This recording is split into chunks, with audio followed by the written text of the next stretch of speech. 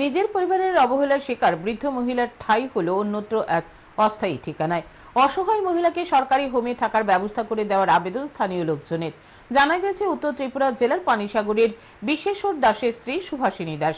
মহিলার 4 সন্তান। অভিযোগ, বৃদ্ধ হওয়ার পরে মহিলা পরিবারে অবহেলার শিকার, যেন তিনি বোঝা হয়ে গেছেন পরিবারে। অভিযোগ, শেষ পর্যন্ত ওনার এক ছেলে অন্যত্র এনে ছেড়ে দিয়ে যান।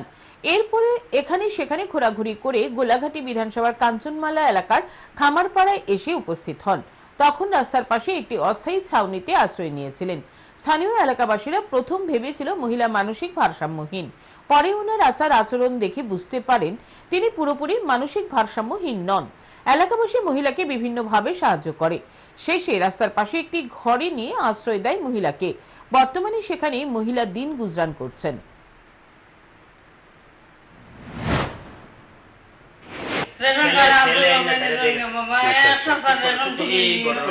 তখন আমরা দাবি সরকারের কাছে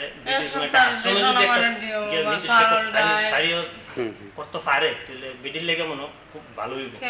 বিডির দিনে রাতে বিডি থাকে, খা না খা, আমরা তো সবসময় বিডি দেখতে পারি না। আমরা বাড়ি ঘর কাজ আছে। কোন জায়গাতে থাকতেছে? এই জায়গাটার নাম কি? এই জায়গাটার নাম হচ্ছে কাঞ্চনমালা 4 নম্বর কলোনি।